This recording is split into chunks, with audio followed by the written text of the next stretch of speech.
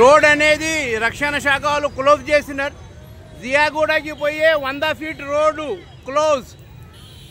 Road మీద కూడా ఈ యొక్క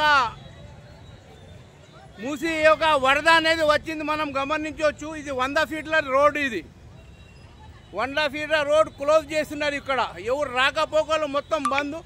ఉన్నత అధికారులు, రక్షణ శాఖ, గజ ఈతగాళ్ళు ఇక్కడ రెడీ ఉన్నారు, మనం చూడొచ్చు. చూడండి, ఇది జియాగూడ పోయే రోడ్డు. ఇది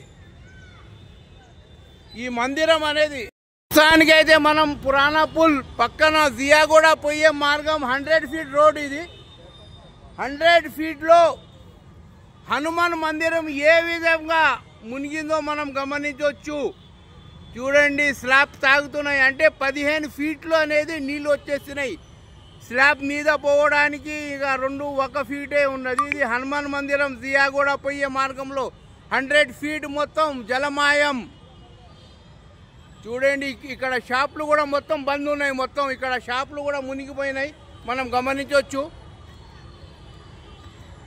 చూడండి, షాపులు కూడా క్లోజ్. 100 ఫీట్ జియాగూడ పోయే రోడ్డు జలమాయం. హనుమాన్ మందిరం మొత్తం మునిగిపోయింది. నీటిలో మునిగుతున్న హనుమాన్ మందిర్ మనం గమనించవచ్చు. ఇక్కడ రాకపోకలు మొత్తం బంద్. మొత్తం పోలీస్ వాళ్ళు, మున్సిపాలిటీ వాళ్ళు, హైడ్రా వాళ్ళు, గజ ఈతగాళ్ళు మొత్తం ఇక్కడ రెడీ ఉన్నారు. జియాగూడ 100 ఫీట్ పోయే రోడ్లో హనుమాన్ మందిర్ ఈ రోడ్లో మధ్యలో హనుమాన్ మందిర్ ఉన్నది. మనం అయితే ఈ హనుమాన్ మందిర్ మొత్తం ఏమో క్లోజ్. అంటే దాన్ని బట్టి చూస్తే 15 ఫీట్లు నీళ్లు ఎత్తు ఉన్నాయని మనకు అర్థమవుతుంది.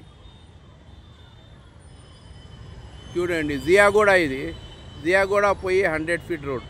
చూడండి, మొత్తం మునిగిపోయింది.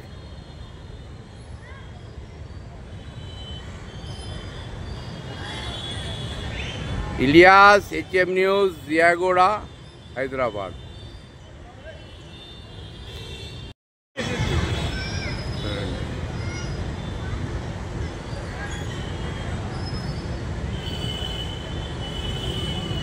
చూడండి, ఏ విధంగా తలతలలాడుతున్నాయో నీళ్లు మనం గమనించవచ్చు. నీళ్ళ ప్రభావం ఇప్పుడు కూడా వస్తున్నది. ఉస్మాన్ సాగర్ గేటు ఎత్తడం వలన నీళ్ళ ప్రభావం అనేది ఇక్కడ దాకా వచ్చింది. ఇది ఎప్పుడు దీనికేమో 2-3 మెట్లు తాకేయి, కానీ ఇప్పుడు ప్రస్తుతానికైతే ఇప్పుడు ఈ యొక్క వరద నీళ్ళు అనేది స్లాబ్ని తాకుతున్నాయి. హనుమాన్ మందిరం స్లాబ్ ఇది చూడండి, మనం చూడవచ్చు.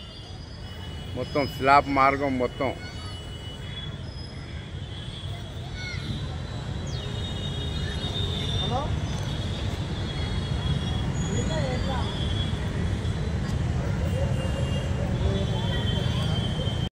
జనాలు మొత్తం హనుమాన్ మందిర్ని చూడడానికి ఇక్కడ జనాలు, ఇక్కడ మొత్తం రోడ్డు మొత్తం క్లోజ్ అయింది. ఇక్కడ మనం గమనించవచ్చు, రాకపోకలు బంద్,